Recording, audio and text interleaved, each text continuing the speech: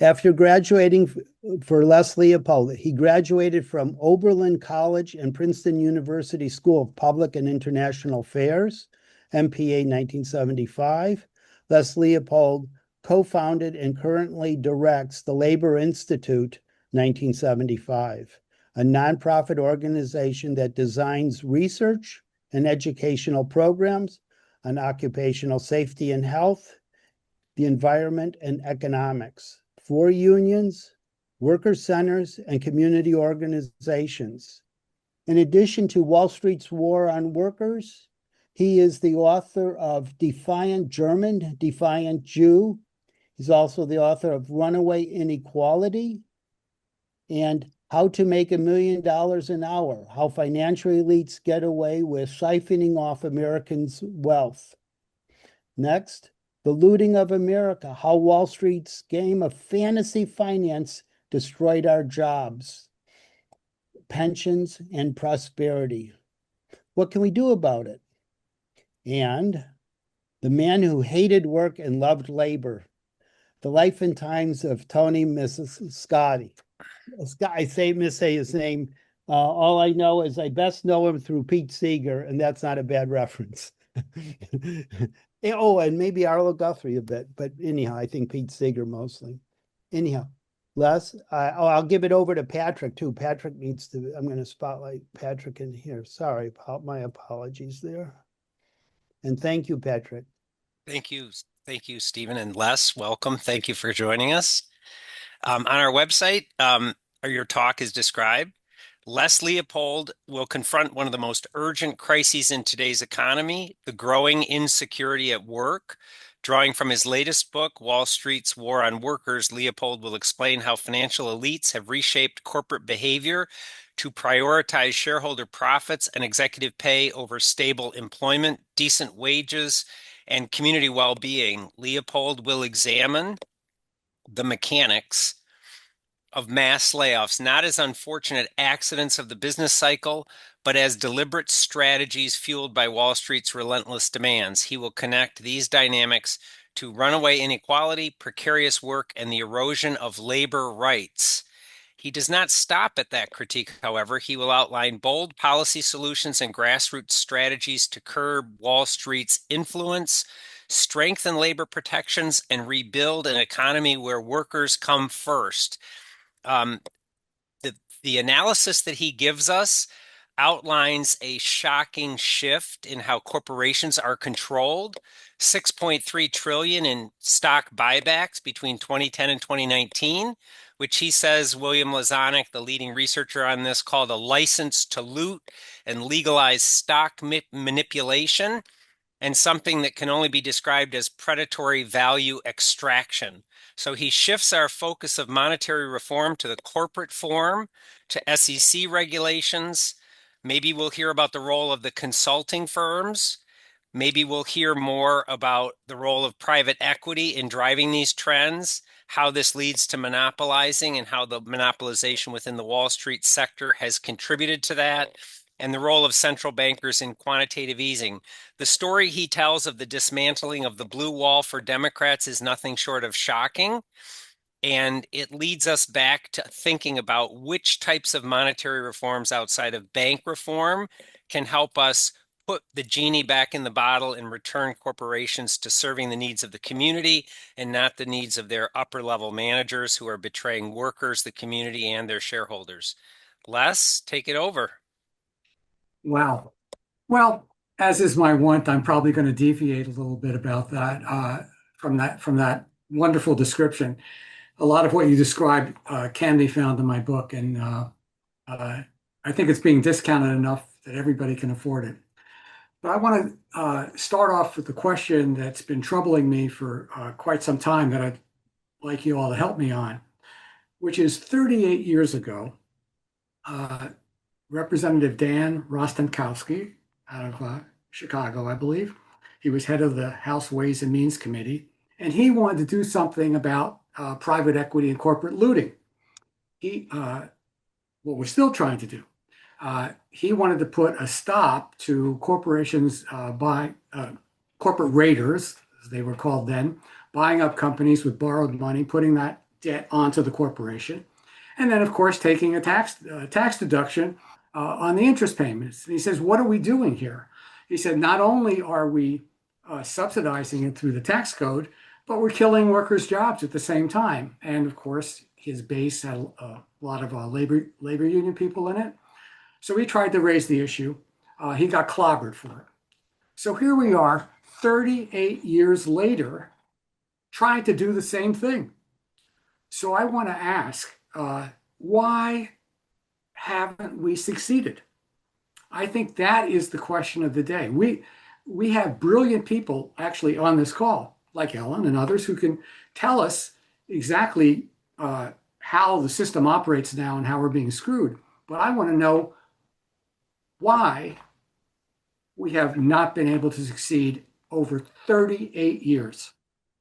Can we throw that open to some responses? Help me out here. Stephen, do you want to take over calling on people? Yeah, we certainly can. First, let's go with someone new, Michael Melio, and he's with the public bank, but he's an independent person right now. Mike? Can you hear me okay? Yes, now we can. Thank you.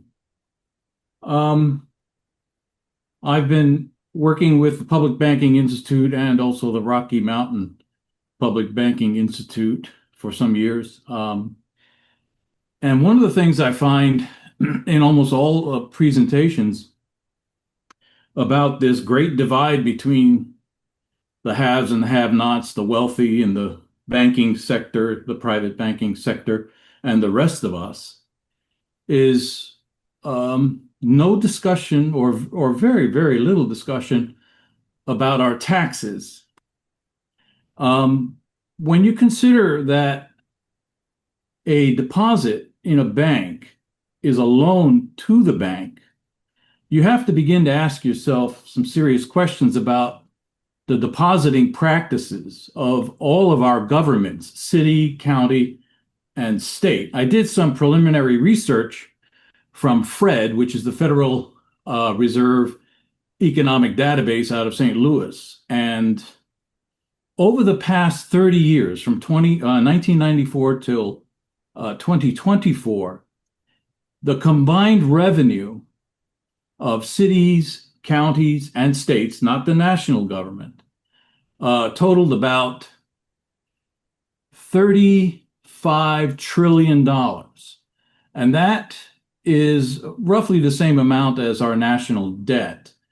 But that money, overwhelmingly, probably close to 90 to 95% of that money, and I'm doing some additional research on that, were deposited in the too big to fail banks. Now, that's a huge transfer of wealth when you consider that a deposit is a loan to the bank. Loaning our money to Wall Street monopolies is, I think, at root to our problem. And once we begin to start taking that money back at the city, starting at city level, I think it's best starting there. We start demanding that our money not be deposited in these banks, but in a bank owned by the city and owned by the people of the city and of this county and of the state. Oh, okay, thank you, Michael. Good question, good thought. Any response on that, Les? Well, I'm still, if I turn Michael's comment into an answer to the question is why are we losing? And Michael seems to be saying because we've basically loaned our money for nothing to the too big to fail banks. And I take that as a good comment. But the question is, why is that continually happening? Why haven't we been able to stop that? Okay, John, got a good. Okay, here we go.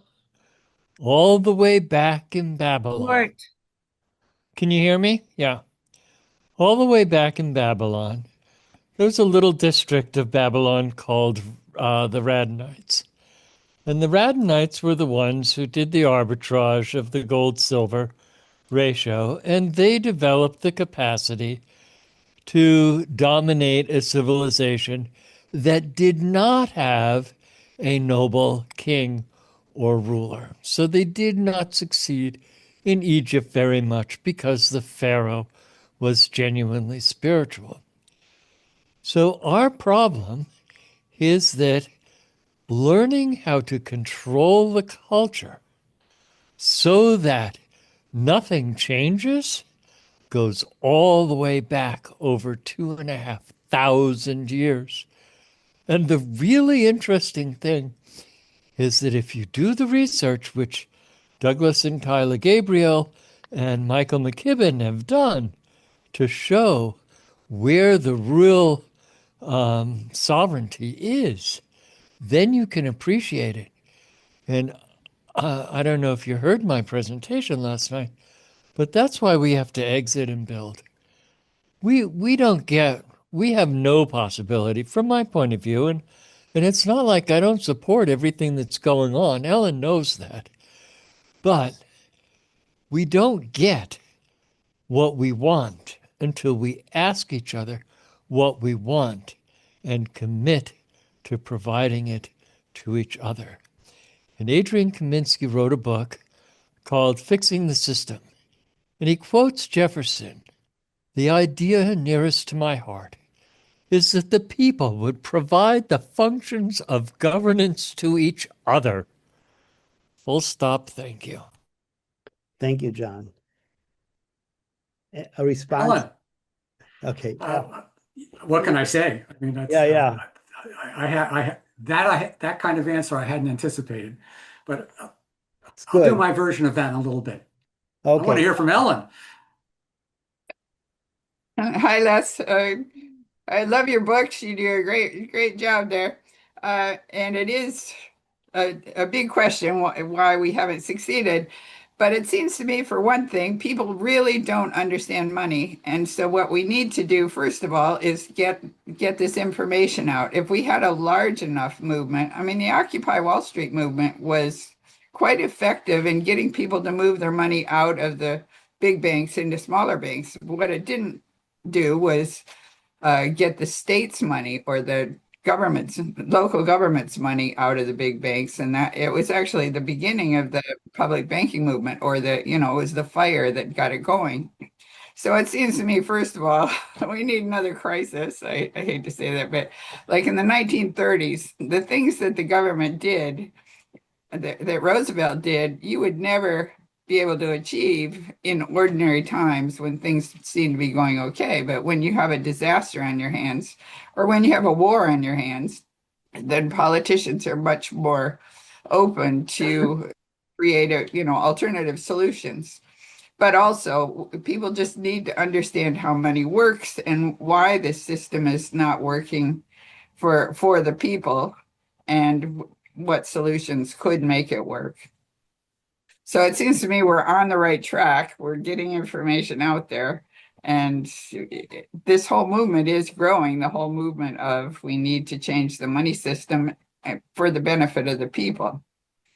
So. Well, I don't disagree with that at all, but I want to take us in a slightly different direction, and probably build on some of the things that Ellen just said as well. And to me, it's a question of power. And what we have lost since the 1980s or so, when Rostenkowski had the nerve to try to stop private equity's entire business model, what we've lost is we've lost a political vehicle that is willing to take on finance capital. What we saw in the 1980s was a major shift. I don't think I have to explain to this audience what deregulation meant, and deregulation of stock buybacks, and deregulation of basically throwing out monopoly, antitrust prosecutions, and so on. We had a competition that took place between the Democratic and Republican parties over deregulation. And as we saw in the Clinton administration, they were doing one better. than the Republicans. I mean, virtually every little trick in the book was deregulated. The whole, you know, CDOs, the whole smorgasbord of financial tricks were legalized. And as a result, my thesis is that we lost power, progressive lost power, as the trade union movement collapsed and as working people abandoned the Democratic Party.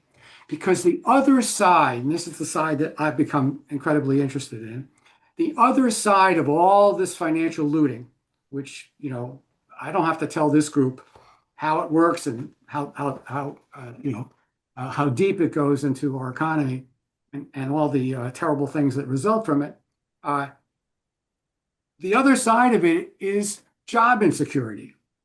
It's hard to find a stock buyback that isn't connected to a mass layoff.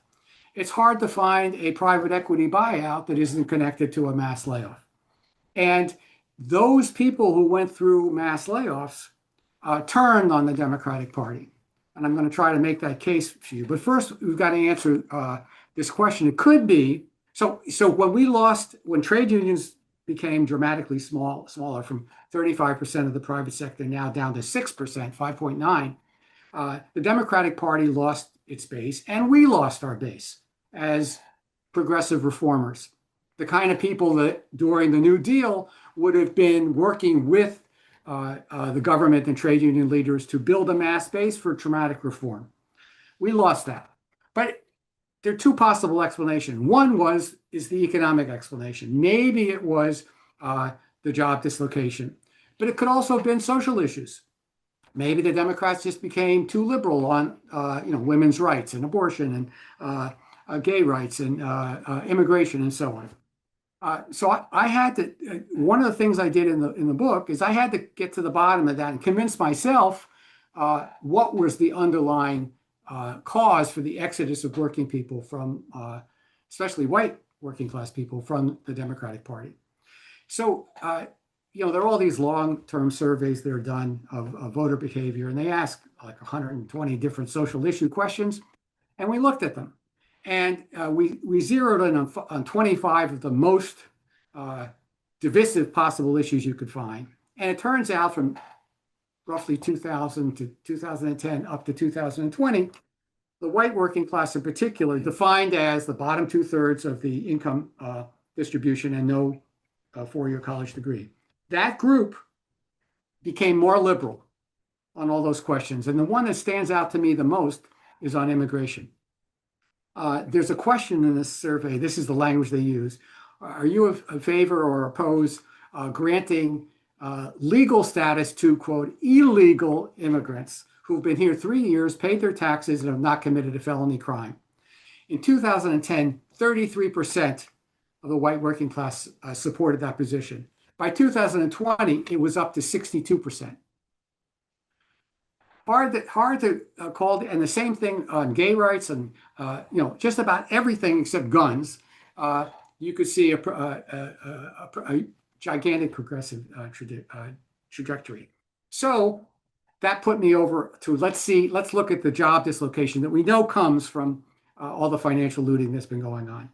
And so what I tried to do was I tried to find what county in the entire country lost the most coal jobs of any county from 1996, as close to the present as I could do it. And it turns out the county is this tiny county in West Virginia called Mingo County. Population used to be 32,000, now it's 25,000. Mingo County, I didn't know anything about Mingo County. I should have. I'm a labor educator. I'm supposed to know this. I didn't know its history.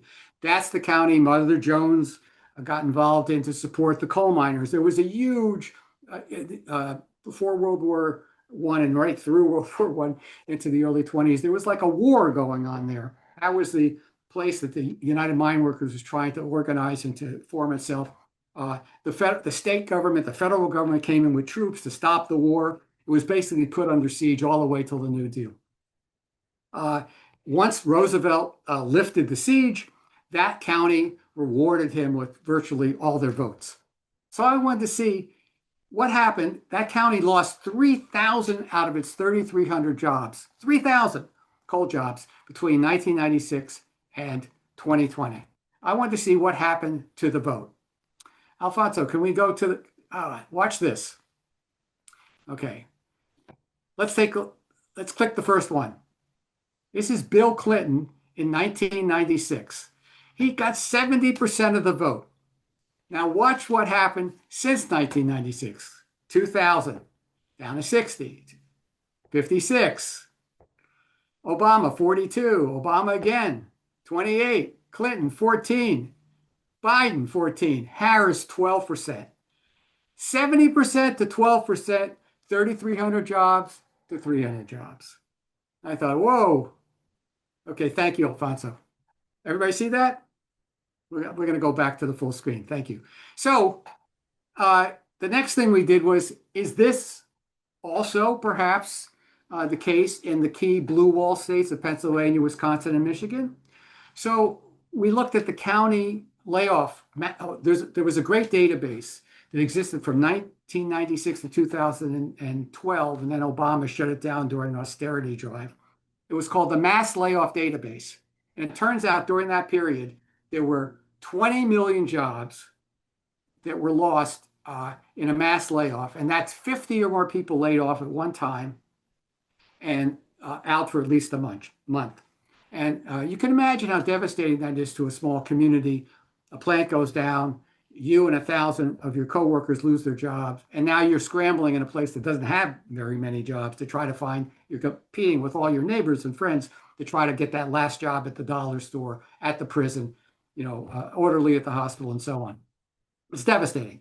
So we want to see, is there a relationship between the mass layoff rate in any given county in those three states and the vote for the Democratic Party? And lo and behold, as the mass layoff rate went up in those counties, or the counties with the highest mass layoff rate lost the most Democratic votes, and the ones that didn't have many, the mass layoff rate was the lowest, maintained their support for the Democratic Party and increased it. So I'm convinced that there is a direct relationship between the mass layoffs, well, the looting that's associated, that all of you are experts in. I almost start to view it as financial pornography. If I write one more book on it, it's like, another sordid deep tale of Wall Street ripoffs. But there's a connection between those jobs that are lost, the collapse of the Democratic Party, and our power to change things. That's why I think we've been stuck for 38 years. So I can't just say, here's the problem. I'm going to have to say something about, as Ellen has done for so many years, what are we going to do about it? I want to tell you about how I stumbled into a proposal. I was researching mass layoffs at the Siemens Corporation. They have a little division that they sort of spun off called Siemens Energy with 80,000 people in it. Siemens overall has 400,000 people, German-based multinational. They were making, I think, compressors for fracking, and they wanted to get out of that business. So they're going to lay off 7,000 people around the world, 1,700 in the United States. This is around year 2020, and 3,000 in Germany. Well, I sort of have connections to the workers in the United States. A lot of them are steel workers, were our little shop or members of the steel workers. And I was able to call some of them up. And they all dealt with the same way, what they call effects bargaining. The shutdown is uncontested, and then you negotiate over what the severance package looks like and how long the health care will be. And the workers with high seniority do a little better than the workers with low seniority. And they're all gone. All the plants gone. Nothing put in their replace. All gone. In Germany, I wanted to find out what happened there. So I was able to get a hold of the Siemens International representative from IG Metall, which is the German union, 2 million members. I called them up, and what I expected to hear was, well, in Germany, we have a better social wage. There's job retraining. There's, we have a way to cushion the blow of these layoffs, et cetera. I was shocked at what I heard. He said, well, we have half the seats on the board of directors. We don't control the board of directors, but we can slow things down. So we did this investigation. We had made presentations. We slowed things down. Some of the workers that were near retirement made it to retirement. And then we got the company to agree to no compulsory layoffs. All layoffs must be voluntary. And 5 plants were going to go down. They agreed to put a new product into those 5 plants. I was stunned. And I realized, lo and behold, these large corporations have the power and the flexibility to do non-compulsory layoffs, to put new products into plants that are scheduled to be shut down. They have an enormous amount of flexibility to rearrange how they operate. We know they give, voluntary buyout packages to white-collar workers all the time. Higher up you go, the better the package. But here it was done for blue-collar workers. So I'm scratching my brain. By the way, co-determination was something that we foisted upon the Germans after World War II because the U.S. believed that the workers were more anti-Nazi than the corporate executives, and they didn't want to see the large corporations go fascist again. So they figured the best protection was to give worker unions more power.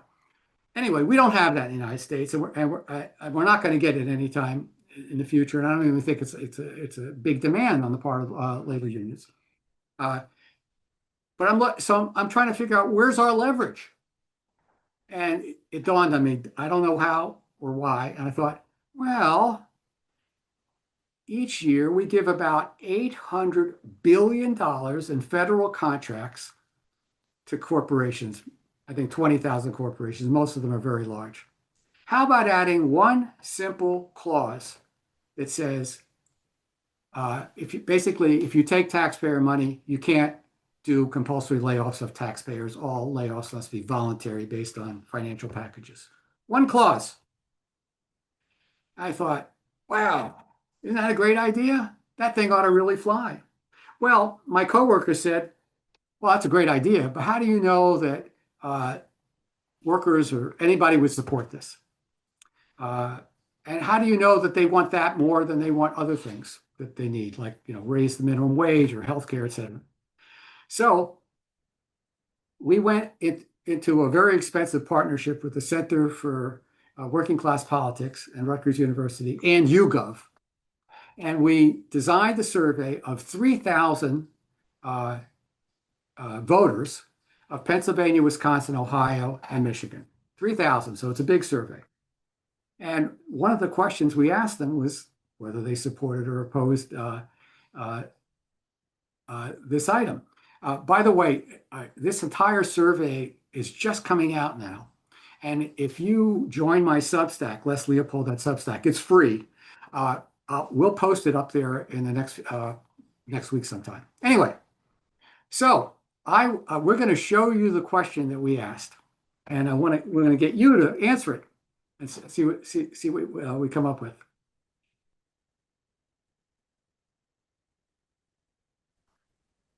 All right, I think we get a sense of this is very interesting. We got about 60+% for. We've got 4% against, and we've got 32% not sure. Okay, so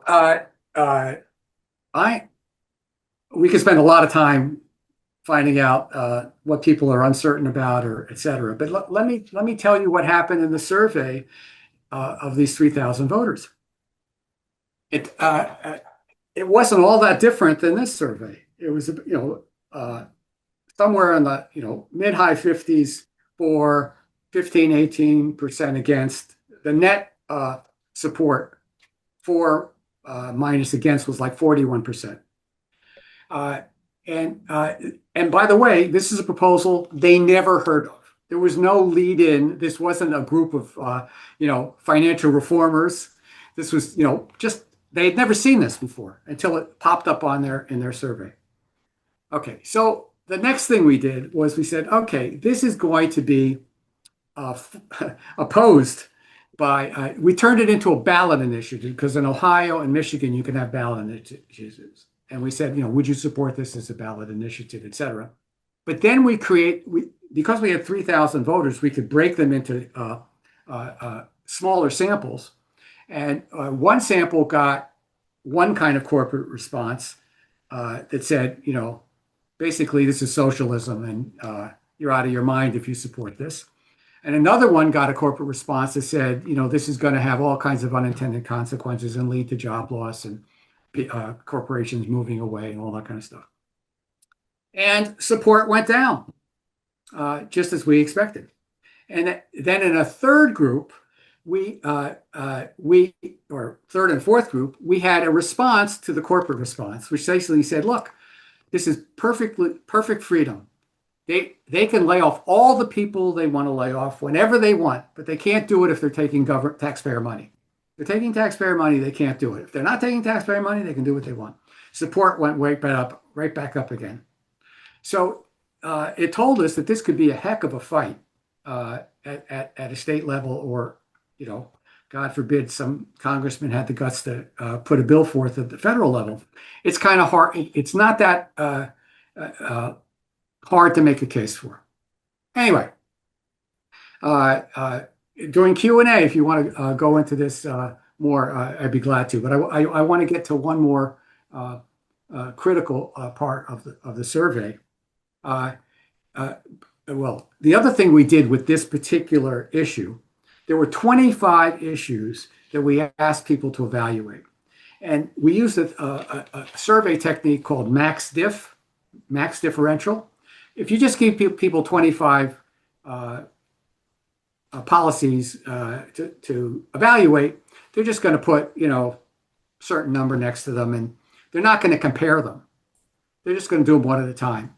So what max diff does is they see 4 at a time. They pick the one they like the most and the one they like the least. And they keep getting another 4 and another 4 and another 4. And when you total that up around 3,000 people, you get a really good idea.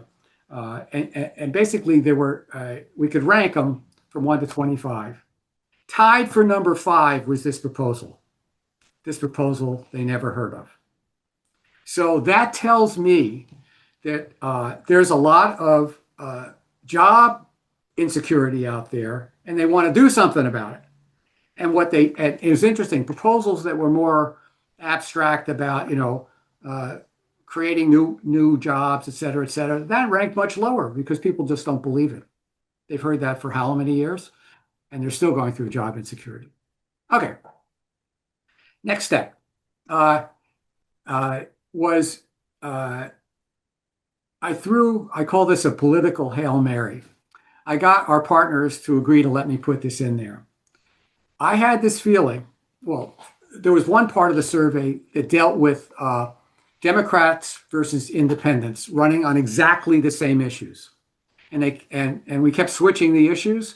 And it turns out there's an 8% penalty, no matter what the candidates say, for running as a Democrat versus an independent. An independent, it starts off 8% ahead. In Ohio, it's 16%. Poor Sherrod Brown, when he runs for Senate, starts off 16% behind as carrying the Democratic load. And he, in interviews, he says as much. He says they're still talking to me about NAFTA and the jobs lost due to NAFTA years and years ago. Anyway, so the Hail Mary I threw out there is, let's, can you put on the next slide, Alfonso? Thank you. Can you guys see this? Yes. Okay. So the question I wanted to ask was, would you support a new organization, the Independent Workers Political Association, that would support working class issues independent of both the Democrat and Republican parties? It would run support independent political candidates committed to a platform that included, 1, my favorite, right? Stop big companies that receive taxpayer dollars from laying off taxpayers. 2, guarantee everyone who wants to work has a decent paying job. And if the private sector can't provide it, the government will. An outrageous proposal, right? 3, raise the minimum wage so every family can lead a decent life. And 4, stop drug company price gouging and put price controls on food cartels. That's it. So clearly, an independent workers' party, independent of both Democrats and Republicans. These 3,000 people that get this survey are just voters. They're not just working class people. It's everybody in a state. And the first 2 proposals there is the compulsory layoff proposal and the guaranteed job proposal are, let's face it, they're pretty radical, right? They're not on the agenda anywhere. So could I trouble you to take this survey? Yes. All right. Support? No support? Not sure.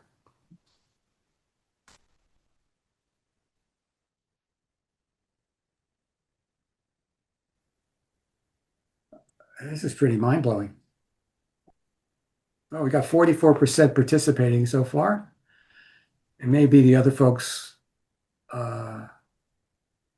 We've got 3 in the chat saying yes. Okay. Well, I didn't see any no's.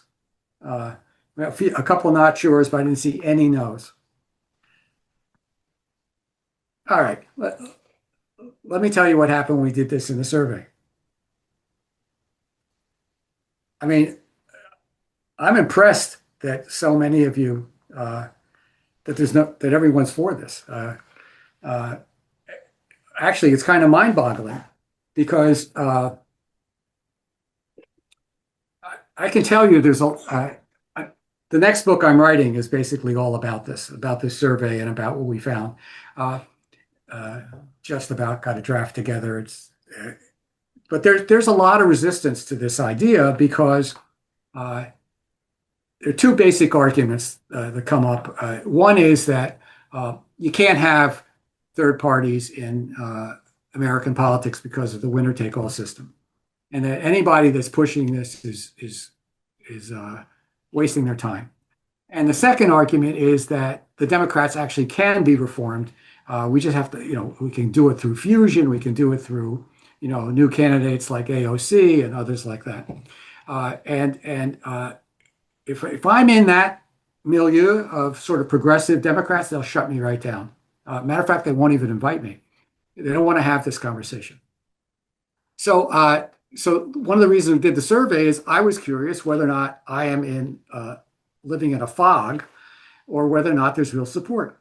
Well, again, I expected more of you to be in that sort of democratic reform camp.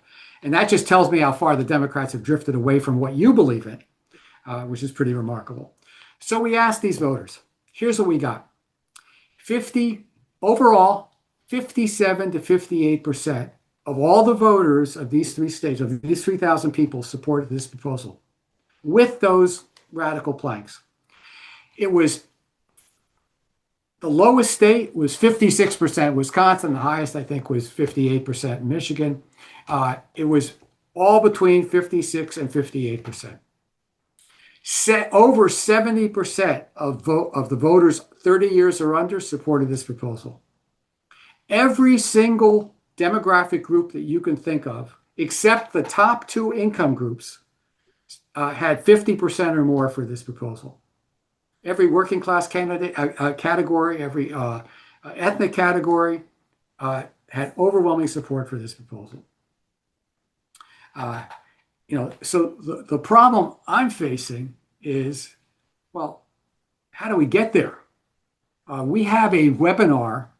Again, if you join my for free Substack, and you'll never get hit up for money.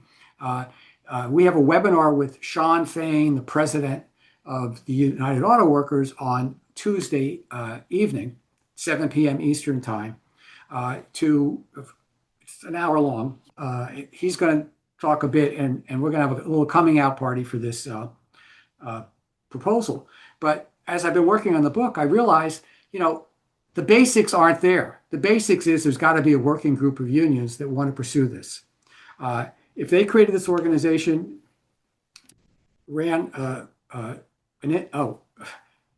forgot to give you one more piece. I'm a little sloppy today. I usually don't miss these tricks. The reason there's not a third party problem anymore is because in 130 districts, Republicans win, congressional districts, Republicans win by 25% or more. Those are one party districts. The Democratic Party is dead in those districts. And that's the place to run independent, worker oriented candidates. There's one going on right now for Senate in Nebraska. I don't know if you know this guy, Dan Osborne. It's an incredible story. These two young organizers from New York went out to Nebraska before the 2024 election, and they tried to find a labor person that would run for Senate because they knew the Democrats probably weren't going to run anybody against Deb Fischer, who won overwhelmingly, already 2 times, I think. So they weren't going to run anybody. And they found this guy, Dan Osborne, who was a sheet metal worker, had been a local president at the Kellogg Corporation, led a successful strike. And they recruited him to run. After interviewing a whole bunch of people, they chose him. He came within 6 points of beating Deb Fischer in 2024. Kamala Harris lost by 20 points. So he did 14 points better than Kamala Harris. He's running again in 2026 because there was an appointment for somebody who stepped down for Senate. And he's running, the poll right now is he's in a statistical dead heat for that seat. And he's running on virtually, not on my issues, but issues, against the billionaire class, very strong progressive populist issues. Anyway, it tells us it can be done, but the infrastructure for doing it, there is no organization like yours, for example, that includes unions that says we're going to try this. I'm convinced so I'm hoping that our webinar can entice Sean Fain to consider setting up an exploratory group. They're very strong in Michigan. They could do a ballot initiative in Michigan. There are, I think I found 10 congressional districts in those 4 states that are 20 that are overwhelmingly Republican, but could have a good showing for an independent candidate. Anyway, I am committed to trying to solve this problem of so we don't have to wait another 38 years to get enough political power to do something about the mess that we're in. And I commend your organization for keeping the flame alive. I think Ellen is right that we need constant education. That has to be a key component. That's what my organization is going to do around the survey results. We're going to try to share them educationally as wide as we can. But we need some sort of infrastructure, and it's got to include unions. And let me end on why I think they have to be the center. When we form an organization, any of us here, we pick up like-minded people. That's who we pick up. But in a union, the boss does the hiring, not the union. So from the get-go, you've got a tremendously diverse group of people. And if the internal union education is done properly, well, you have access to them, you can provide information, you can bring them into educational programs, and you can start building this concept of solidarity. And you could then help formulate some campaigns where these workers who come from across the spectrum can be involved in, because they're not self-selected. And that's the key. We can't get anywhere if we only work with self-selection type organizations. So my job is to try to entice a couple of unions to take the lead, but we need some big ones like the UAW. And hopefully the rest of us can join in. And I'd like to open it up to questions, comments. People want to throw eggs, that's fine. And it's just wonderful to be able to share this with you. And I want to particularly thank Ellen, who's guided me a lot on my writing, has inspired me over the years. And I bet she sort of gave me some ideas that turned the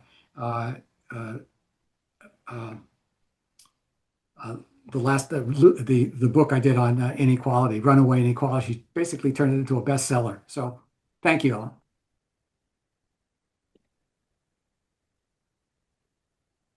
Okay, Patrick.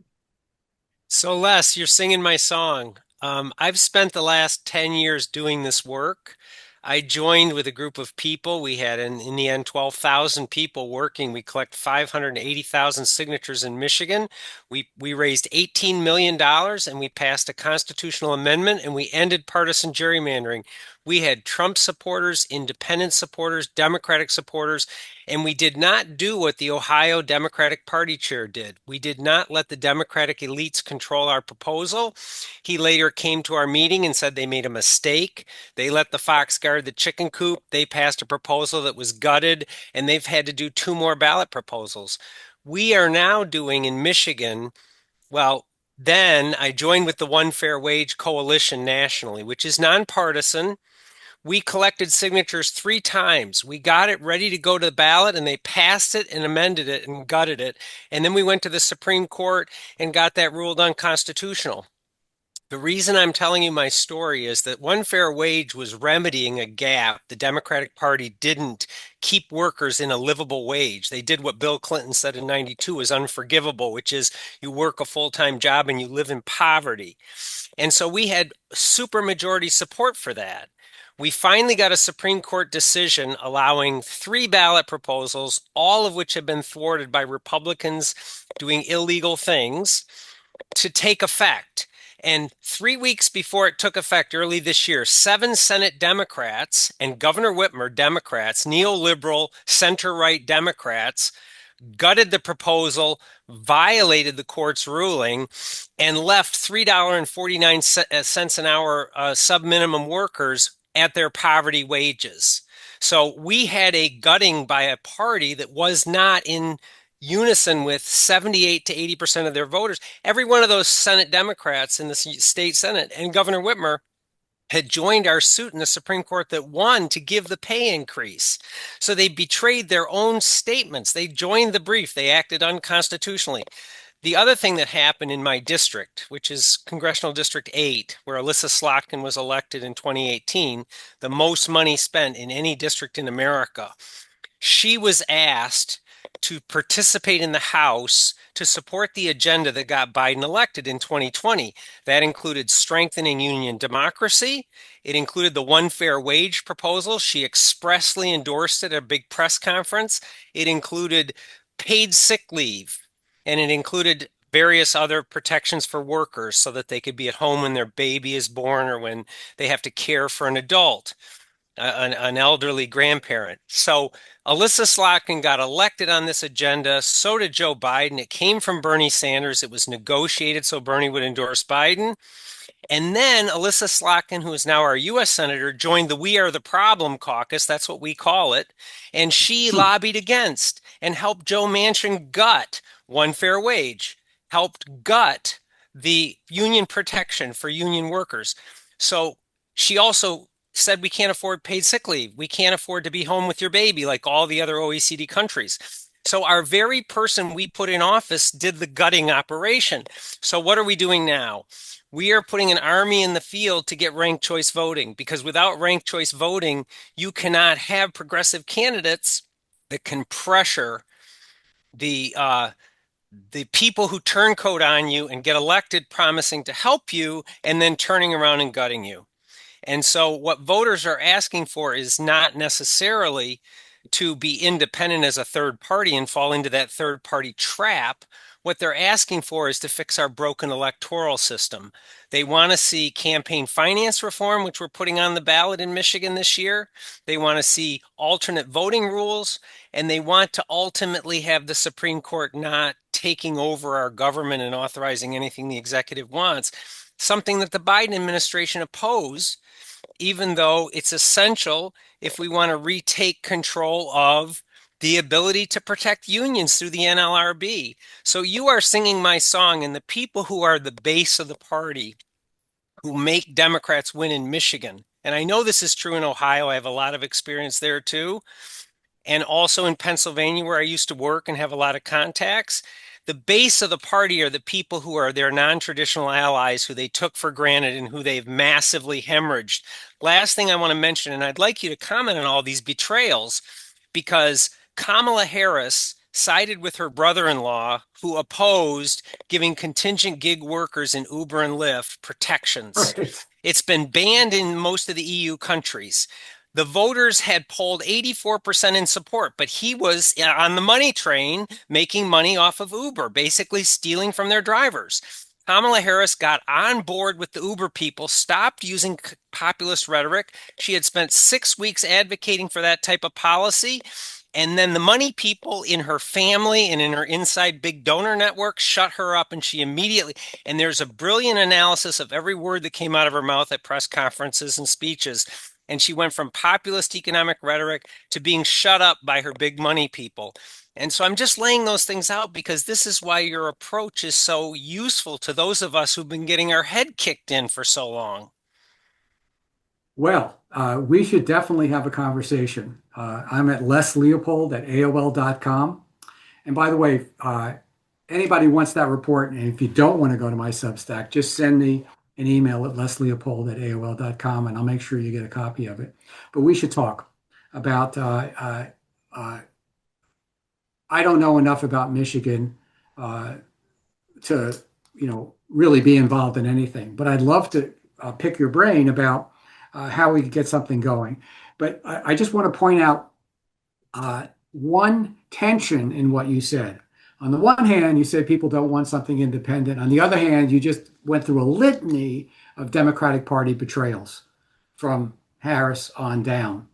And those betrayals are so deep. This survey, by the way, this survey is extremely comprehensive academically, way over my head, done by, basically led by Jared Abbott, professor, political science. People are 70%. We asked these 3,000 voters, give us one sentence of what you think about the Democratic Party. 70% said something negative, very negative. So you can do your ranked choice, you can do your campaign finance reform, you can do all that good stuff. But if you're tied to the Democratic Party, they will sink you. They will bring you down. So I'd love to have a conversation with you about since you have a much stronger base than I do, than I'll ever hope to have, maybe we can talk about at least building some sort of an educational program to complement what you're doing in Michigan. We have a big program with the Communication Workers of America where we've trained workers to do these 8-hour classes on runaway inequality. A guy named Schulte, Mike Schulte in Detroit is one of those trainers. He's a staff person for CWA. He's excellent. I think he's been involved in some of your campaigns. But we should be able to build something out there. I'd like to pilot this political course that I've been working on, where we ask all these questions and open it up for discussion. But anyway, music to my ears. I'm so glad you're doing it. I should have known. Thank you very much. LesLeopold@aol.com. Turn it back to more questions. John. Okay. So there are two things. No, wait, and get to a question now. Something straightforward a little bit, if possible. Go ahead, John. Well, I just wondered whether he knows about the walk away movement, the people who were walking away from the Democratic Party. It's No, quite a not big, familiar with it. it's a movement. I belong to it. It's called Walk Away, and it's basically the opposition in the Democratic Party to the betrayals and the endorsement of the socialism. So that's one thing to do. But the other thing is the situation. We saw a graph where Germany was 0. I don't remember exactly what it was, but this is true. I've already mentioned this. Those constitutional pieces that give people the working class a real voice in the companies, that's really important. So I'm wondering, okay, there's a really good book by, I can't remember. Damn. Anyway, all about worker-owned cooperatives and the evergreen cooperatives in Cleveland. So I'm wondering if that isn't also a way to go, so that trying to take on the powers that ought not to be is just in my life, it's just been totally frustrating. But promoting worker and multi-stakeholder cooperatives, that could be a real way of, Look, that's been an effort that began in the 1880s with the populist movement in the Midwest and South, and cooperatives were key to their movement. And I've always hoped that cooperatives could be key to a modern movement, but they're very, very difficult to organize, and they're far and few between. I think, see, what I'm trying to convince union people of is that they're never going to get their number of people who are unionized, or the percent unionized, to grow, going workplace to workplace to workplace to workplace, because the labor law is so stacked against them. Those of you who know anything about labor law know how it's very, very difficult to organize a new union. And once you organize, if you're lucky enough to win, it takes years to get a first contract. It's incredibly discouraging. But organizing a new political entity, and that's why I really want unions to take the lead on this kind of independent workers political association. People can be organized right now, unless the authoritarianism really knocks down. There's no limit to organizing a political formation. Unions can do that. There's no collective bargaining law involved. And it could be, not that co-ops aren't important, but what we're talking about here, what Brother Patrick's talking about in Michigan, much larger. Tens of thousands, hundreds of thousands of people can participate rather quickly. And in order to get anywhere, we need to have political power. We need to have some leverage over how policy is made. We need to oppose the billionaire class, as Bernie's been saying, forever. Anyway, great comment, though. Thank you, John. James, you're next. Unmute, James. James, you have to unmute. Unmute yourself, James. Unmute your Zoom microphone. It's the bottom left corner. There you go. bottom You got it. You got it. You mentioned something about the need for an understanding of the nature of currency or money. I'd like you to comment on that a little bit. And Leo, the question about paying people who are not, I don't see how they can be productive if there's where are you going to get the money to pay them with if their service is not wanted. And usually when people get laid off, it's because there's no market for a product. So how do you hang on? Let me just make just to make sure that we're clear on what I'm talking about. We're talking about not paying people not to work. We're paying people to get them to quit. So right now, all over the country, when a corporation wants to cut down its white collar employment, they offer buyouts. And they say, you don't have to leave, but if you leave in the next 6 months, you'll get this, this, this, and this. Your health insurance will be continued. You'll get this amount of money. We'll pay you for a year, and so on. We want that for everybody. No one's forced to leave. Now, the second thing you said, I just want to make a correction. The reason they're laying off people in many cases is not because they don't want to produce. They want to cut down their wage bill to do stock buybacks.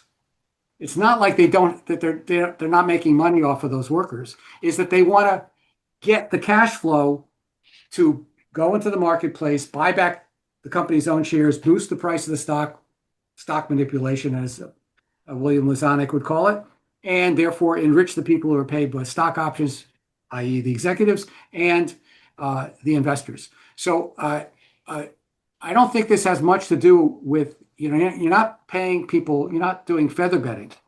You're just saying, do it on a voluntary basis, and supply and demand. If you want to get 100 people off and you only 50 have accepted the package, you're going to have to raise the package. You have to come up with a new package until the supply and the demand match, just like in any other market. What you're doing is placing a higher value on a worker's job, and we should place a high value on a worker's job because it's very hard to live without one in our society. Impossible for working people. Anyway, I didn't mean to cut you off, but those 2 points are essential. Made it a little clearer for me to understand. Okay. Thank you. Okay, thank you, James. Don, you're next. I got a question for Ellen on that. Yeah, hi, can you hear me? Yes, Don. Okay, I just have a simple question. You mentioned your proposal come up fifth when in the cross study. What was number one? The way they do this study is they group them. So in the top group was I should get it up on the screen here, at least for myself. It was the number one issue, or in that top group was that legislators should not be able to trade their own stocks and bonds. That they should be prohibited from doing that, and there should be penalties for that. Another one was cap prescription drug prices. Another one was eliminate taxes on Social Security. Another one was raise tax on the super wealthy and large corporations, and stop large companies from price gouging. Then the next group down was ban all members of Congress and families from owning stock with criminal penalties, enact the balanced budget amendment, enact the federal job program guaranteeing all workers a job at a livable wage if the private sector can't provide it, the public sector shall. Offer tax credits for small business, medium-sized businesses to train low-skilled workers, renegotiate trade deals, and stop big companies from giving my proposal, and upgrade rail systems to build a unified electrical grid and repair aging ports. So it was quite a broad selection, but the way the political science folks look at this is they're pre-distributive and distributive. Pre-distributive means you don't take, you're basically trying to rearrange the economy before the money gets to rich people. And then distributive means you're taking it from them. So most of them were pre-distributive. We had no idea, by the way, when these 25 were put together, we had no idea, really no idea how these would rank. And I don't think any other survey that you're going to see is going to tell you, unless they're doing this max differential, unless you're making people make real choices again and again and again. So I think it's very revealing. Okay, thanks. Great answer. Hey, I don't know if Mary's, any questions in the chat? We're done. We're done, maybe. Excellent. Patrick, any thoughts? Brian's got a question. Oh, Brian, aha. Brian, please go ahead.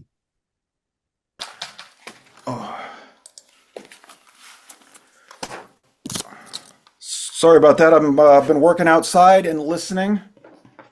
I hope you're not getting the feedback or anything. No, we're good, Brian. Okay. Les, thank you very much for the presentation. I very much am interested in ways to defang the two-party system and make them serve the people better. So I'd like to offer an alternate suggestion, and I'll sign up for your Substack. You can check out mine, which is americanunion.substack.com. Oh, great. And so the basic idea is to unionize voters and to collectively bargain as swing voters nationwide. And so the question is, well, how do we get Congress to do these things that we want?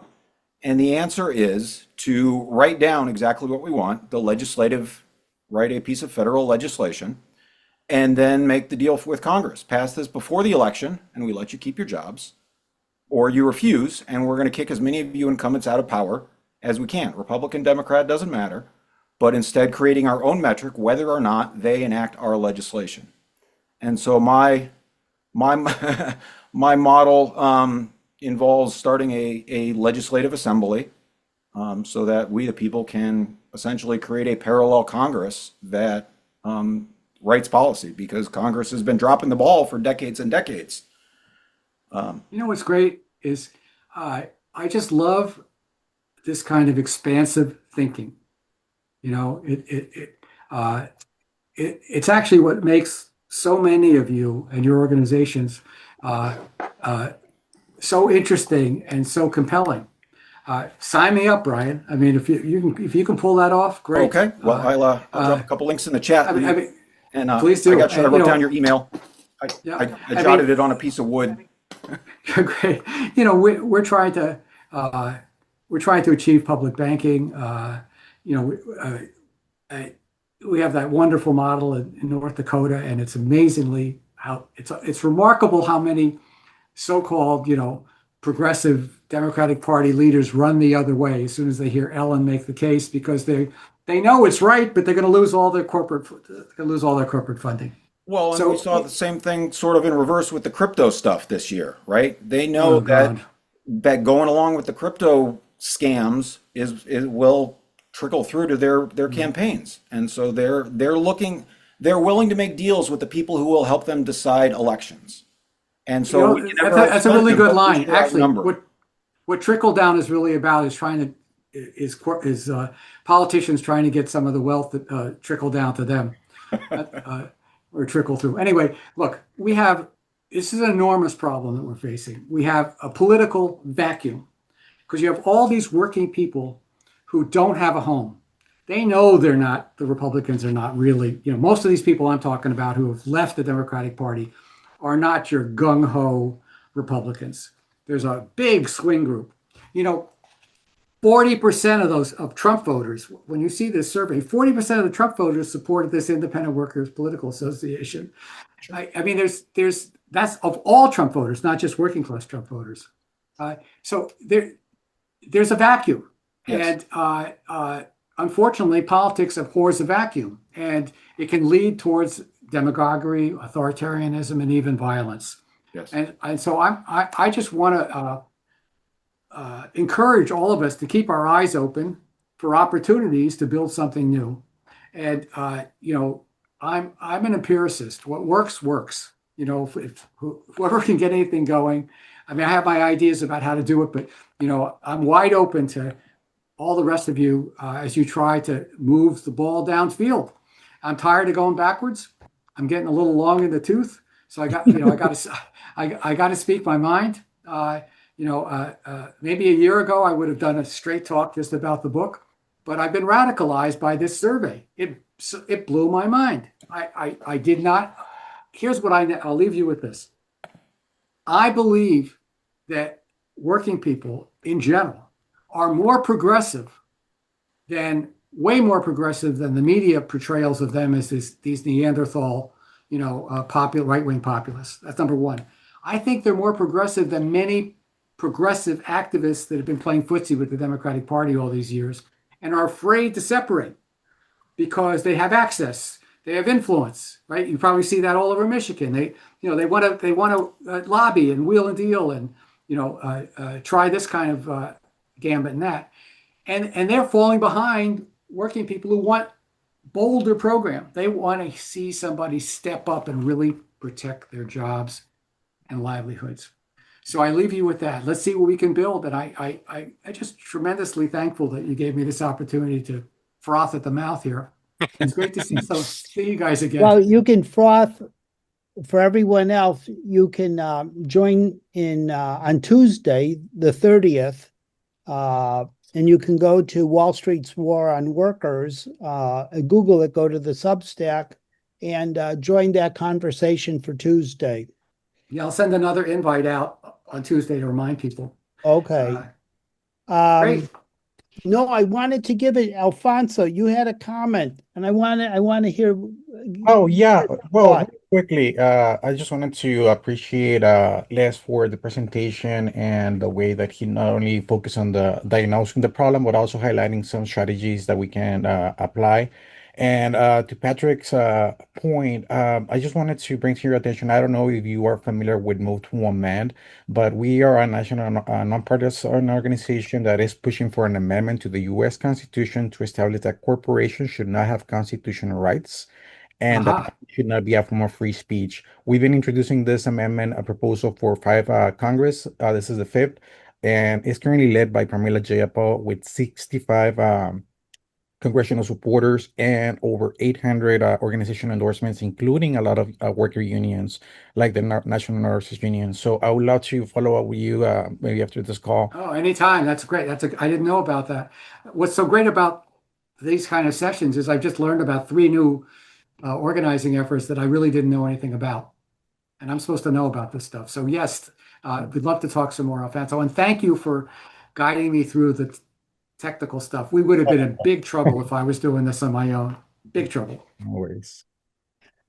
Thank you, Alfonso. And one moment, Patrick, I just want to mention in Illinois, I happen to be in a Jan Schakowsky, who should have been a supporter of Move to Amend, no corporate personhood. I'm surprised she wasn't there, but she's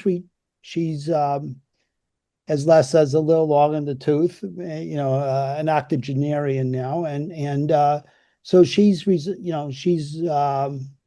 stepping down from being in Congress, and so that we now have 21 candidates, and it's like neck and neck, and so maybe we can take some of these ideas, and if there's people living in Chicago, near Chicago, maybe we can help create a labor money agenda, Move to Amend agenda, perhaps, a public banking agenda, and we can bring some organizations together and contribute. We could help any one of those people go on our side, and we can see if we can hold them to account, if we can help them win office.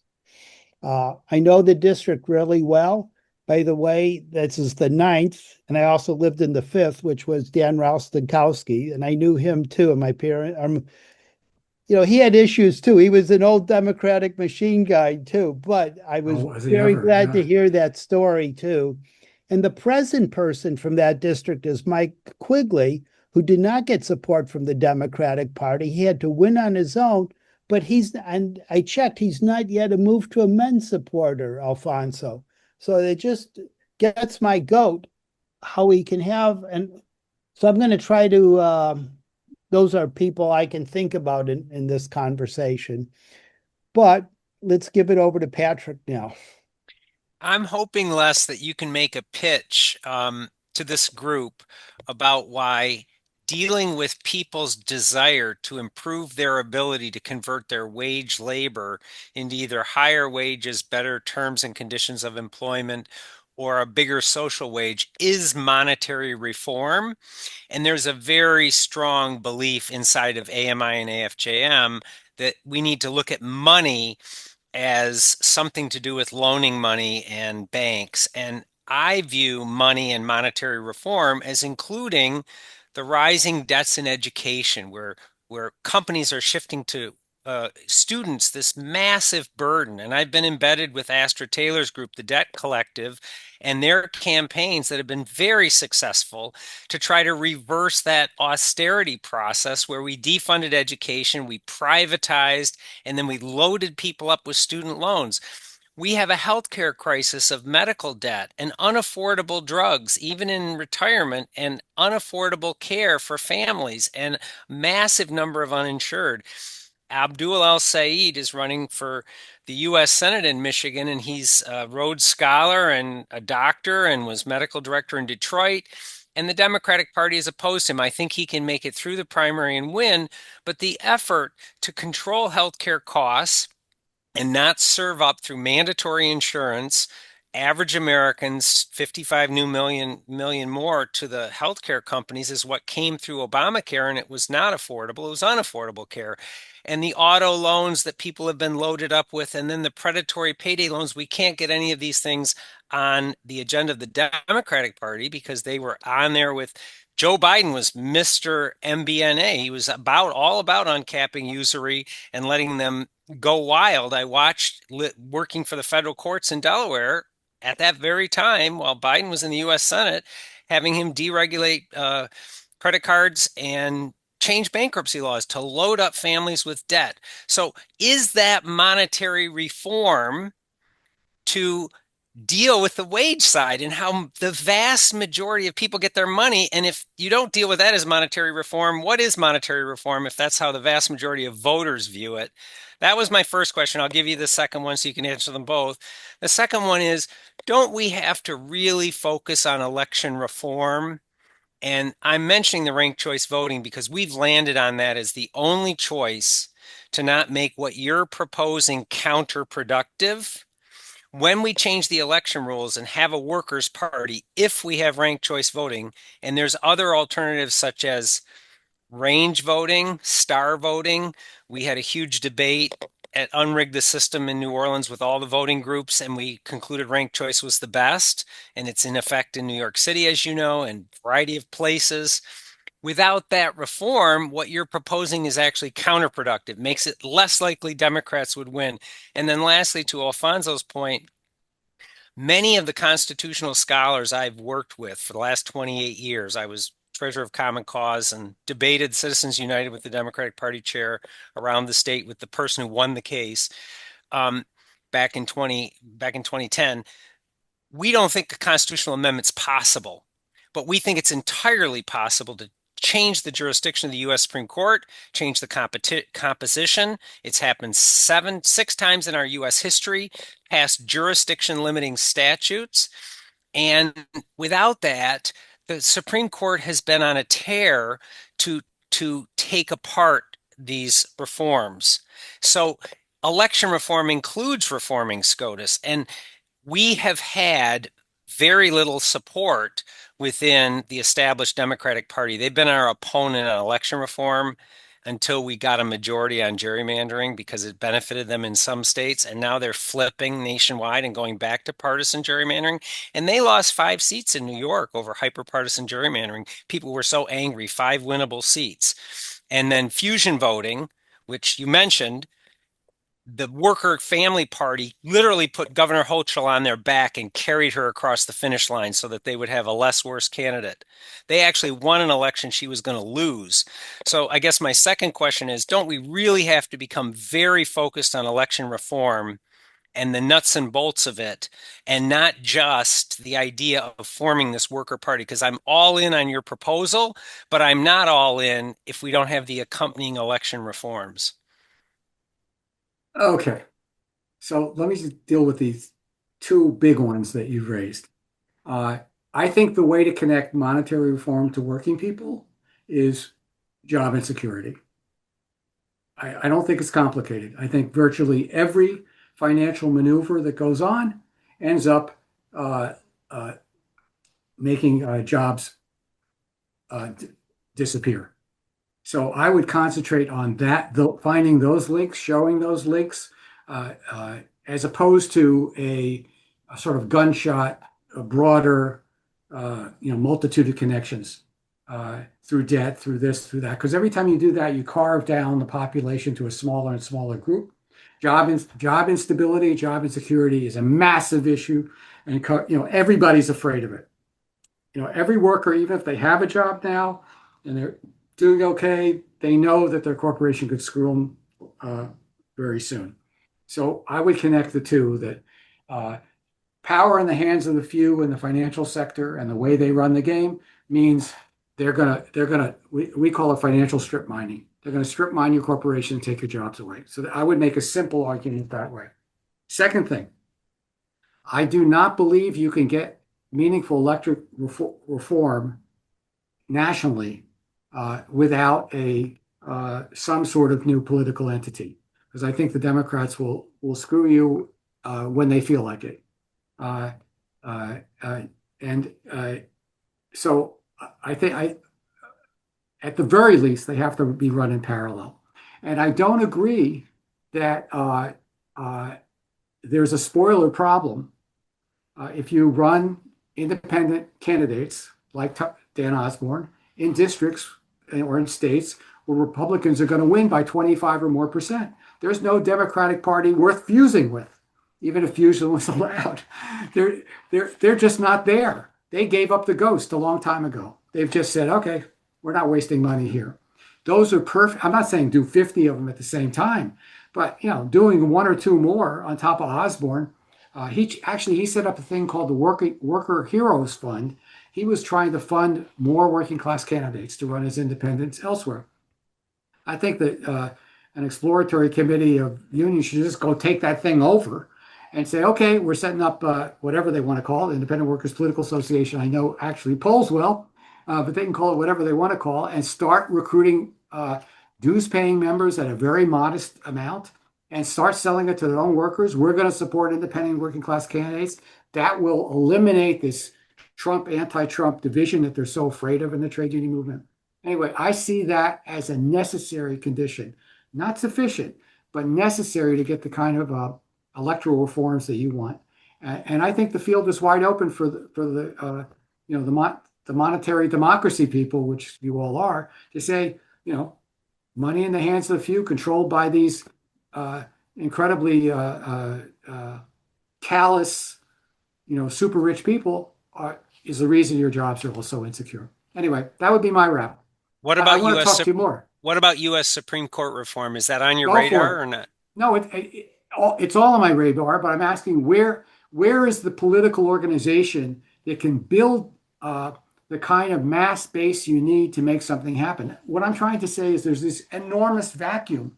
There are all these nonprofit groups that are in that vacuum, but you need to come up with something big, and it includes a lot of working people that are not normally in progressive organizations. Sounds like you've done a good job of that in Michigan.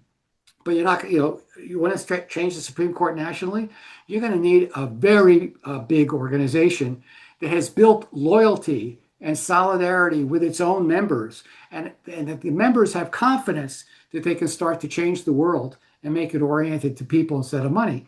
That's a big task. That's a 10-year project at the very least. Look, if we could wait 38 years to get to where we are now on financial reform, we can certainly wait. You can certainly work for another decade to try to build a new political institution. We could have another conversation about fusion. Actually, the longest chapter of my book is trying to deal with what fusion is and isn't. But you can read about that some other time. Mary Pelota, the congresswoman who lost recently, but she won in Alaska and almost again, and she won via ranked choice voting. Is what Patrick's suggesting, and an independent workers party, might that benefit from ranked choice voting? Well, yeah, of course, but to get, that's what I'm saying. We got to engage in at least parallel play. We can't be waiting for one and then the other one. Oh, that's not the way the world works. Right. You can fight. You got to fight. You got to walk and chew gum at the same time. and see what can happen. What Patrick started to say was happening in Michigan is it was all coming together. They had a powerful force around some of these amendments, right? That there are these bills that they were trying to get passed, and they got screwed in this. But you need some entity to start capturing these absolutely alienated working class people who have given up on the Democrats. A lot of them have given up on politics.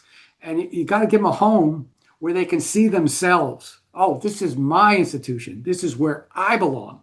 This is where people like me are talking about the future we have. I'll leave you with this. At the end of our run, or near the end of our runaway inequality classes, we pass out a sheet of paper to a big sheet to every table. We do everything in small groups. And we ask people to draw a picture of the world they'd like to live in, or the community they'd like to live in. I thought this was an incredibly hokey activity, and I didn't really want to do it, but my colleagues said I was wrong, and I was wrong. They draw these incredible pictures about the world they want.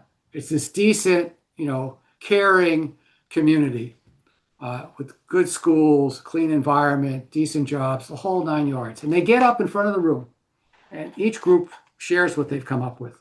They're all slightly different. People applaud. There's tears in their eyes. You can see that if you give working people a chance to construct an agenda that they care about, they will do it. And they need an organization that allows them to do that, allows them to have discussions, allows them to see that this is my way of trying to build a better world.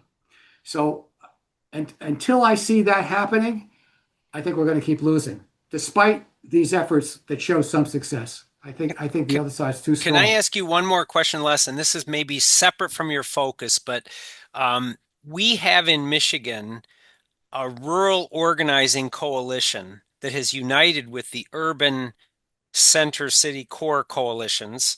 Joanne Galloway put together a rural organizing coalition with Betsy Kofia, and they organized the 15 counties in the UP and northern lower Michigan. And they joined forces with Art Reyes, who's now chief lieutenant for Shawn Fain, and on his policy committee, he's out of Flint. His dad was in the UAW. And they found in these rural counties almost unlimited upward potential to increase the number of votes that go to Democrats. They also found once they got involved that they didn't have a home because those parties had just basically disappeared and they had to do a completely different kind of organizing. We elected and flipped solidly red counties in Leelanau and Grand Traverse and Benzie, where I'm now located, and we're trying to win a congressional race. But the establishment, neoliberal, military-industrial complex party candidate is trying to fuse onto that rural organizing, and those coalitions don't always match. I wanted to see if you would consider doing a panel with the people who've succeeded at this. And the person I'm thinking of is in Vermont, Shoshana Zuboff's daughter, and forgive me for not remembering her name, in Vermont, got herself elected to the state house and then to the state senate. She wrote a book about the success of her organizing. She's doing exactly what you're describing, but in a very different place than, say, Flint, Michigan, or Detroit, the inner city places. She did it in rural places where the abandonment of the economy of those voters is profound and they're suffering all the different problems. And she did a kind of door-to-door organizing and a kind of messaging. She wrote a book about it. And then instead of running for governor in Vermont, she's now established a nationwide rural organizing coalition. And I guess my interest with you would be to see how you wed the way you're messaging your proposal from within working union-based coalitions with this rural organizing coalition, because it's very different. The way that you talk. Pardon me? What's it called? Well, Joanne Galloway had the Northern Michigan Rural Organizing Alliance, and I'll send you Joanne's contacts. And Betsy Kofia was elected to the state house. She represents Leelanau, Grand Traverse, and she was one of their organizers. And Art Reyes is the head of a statewide lobby group until he went over to work for Shawn Fain. And I would like to hear how we can be more successful in the rural space and in the inner city space. These are two places where there's been more or less complete abandonment of the economic fortunes of those workers. Right. Well, look, in terms of getting on a panel, I'm a cheap date. So I'll show up, via Zoom, I'll show up anywhere. My quick and ungrounded observation is I will bet you dollars to donuts that if the people that had increased the Democratic vote in these rural areas, I'll bet you if they ran as an independent, they'd increase it more. Because they're dead as a doornail, some of these Democratic organizations, they've disappeared in these heavily red areas. But I think the way to here's what I would suggest. Watch Osborne in Nebraska. You can't get much redder than Nebraska. And let's see how he does there. Let's see what he says. Let's see what and that's a Senate race. That's much more difficult than what you're talking about. Inner city, over my pay grade. I think that proposal about, guaranteed job at a living wage, the private sector can't provide it, the government shall, that would do wonders for areas of high unemployment. And again, 57% of the voters of those four states thought that was fine. They didn't go, "Oh, that's socialism. I'm writing no on this." So I think we need to push each other. I want to hear more about what these groups are doing and learn from them. But I want to push them to at least consider what we're finding through these surveys and what we found through our own educational programs. These workers are hungry for something new. I mean, famished. And we got to help build it. I think Joe has his hand up. Okay, thank you. Thank you, Patrick and Joe. Well, that was a great presentation. Just, I think you're dead on in so many ways.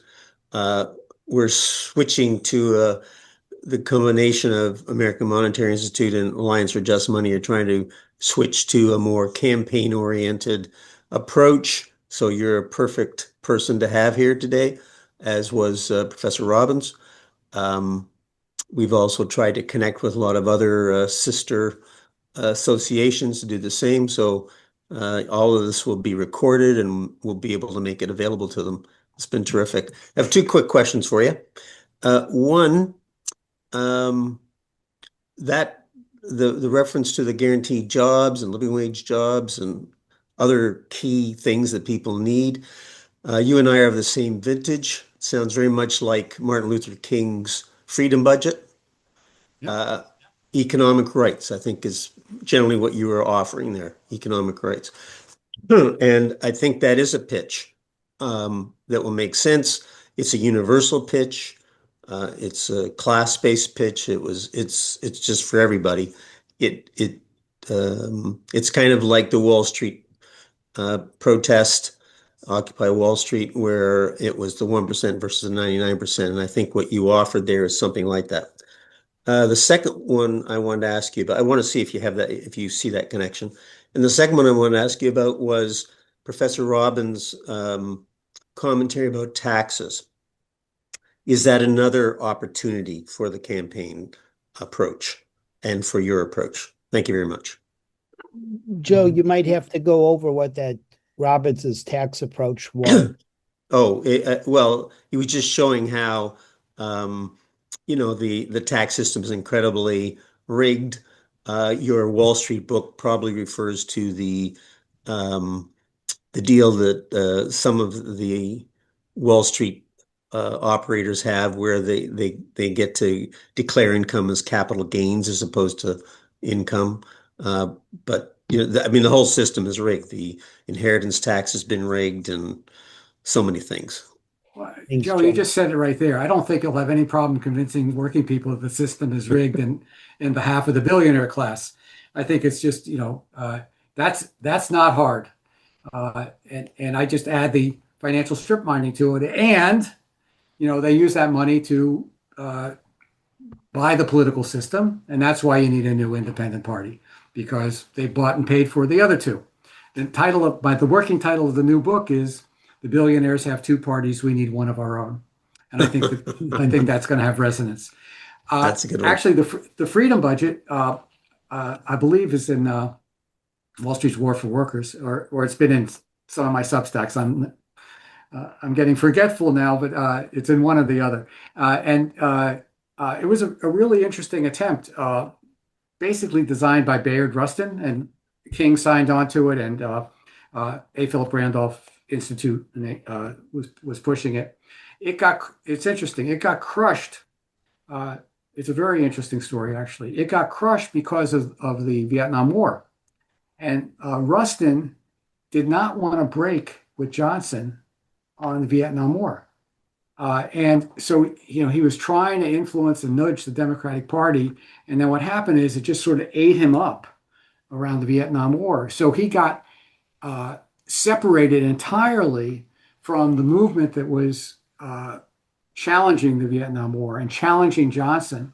And therefore, the freedom budget did not get attached to the reform movement. It got attached. It was basically something that got lost within the Vietnam War debacle, which is a crying shame. It's funny, when it was first brought up to me, my first reaction is, because I knew about Rustin back in the 60s when I still had a memory, and I knew he supported the Vietnam War. He didn't really support it. He just didn't oppose it, is what it turns out to be. And that killed him. And that basically killed the freedom budget.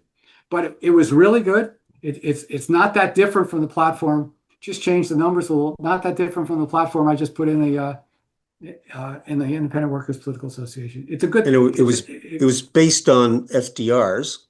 Yeah, sure. Second Bill of Rights. We all are. Look, all of this is about social democracy. Bernie's right. Yes. We got to decide the bottom line, and I think all of our work, if you put it together, the bottom line is: the country going to run for the rich, or is the country going to run for the massive, its own people? Which is the first priority? Right? For the last 40 years, the first priority has been the elites. Again and again and again until you can't stand it anymore. The previous 40 years, it was for working people. It was for the rest of us. It was understood that the country ran for the rest of us. That made a lot of sense when we're competing with the communists who said the country's going to be owned by the working people. So that in a way, the Cold War pushed forth a more social democratic agenda. Even Eisenhower wasn't opposing it anymore. But once that Cold War collapsed, it's amazing how the robber barons reappeared out of the woodwork. You know, the people who had been controlled by all the New Deal legislation, they just got that legislation, just shot Ronald full Reagan. of holes. Yeah, Ronald Reagan, Reagan. and Clinton. The memory of the Depression was lost. So we got to start all over again. I don't want to root for another. I don't think, see, what 2008 crash taught me was, even with Occupy Wall Street, it was so disorganized. And 900 encampments around the world had a tremendous impact. Look what happened to big banks at the end of the day. They prevailed. We didn't have the political clout to force the Obama administration to take out the pitchforks that he threatened briefly and that the big boys got so upset about. We didn't have that independent political institution and say, we want the New Deal type program. We want these banks completely controlled again, not just a little bit. We want Ellen Brown to be, treasurer, and that's how we're going to control these sons of guns. We don't have a political muscle, and we're going to have to create the political muscle, and this is going to be like deja vu all over again. Thank you. It also relates to the ignorance of economics. By the Second World War, Keynes had fully explained how things work. For 30 years, things worked really well. And then with Reagan, we switched away from that. And the household fallacy, the belief you have to balance budgets and all the rest of it, the monetary stuff. AMI is very informed on economics. And that's part of the job. Try to get people away from.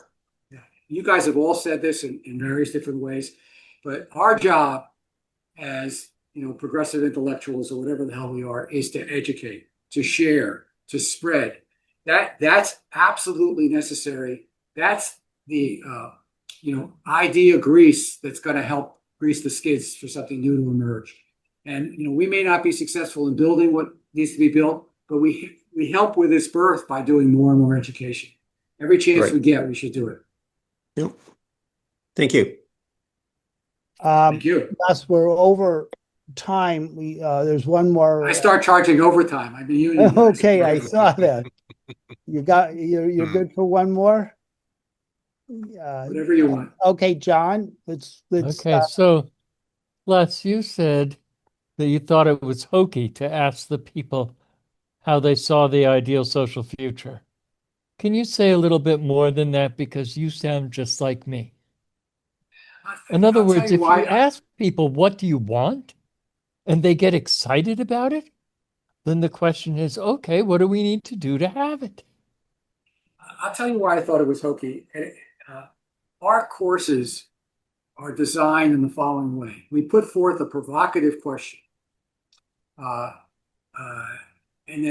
then we people are in their groups. We give them fact sheets on stuff about the economy. We ask them to look at the fact sheets and talk to each other about what, and come up with a response, like whether they agree or disagree or whatever.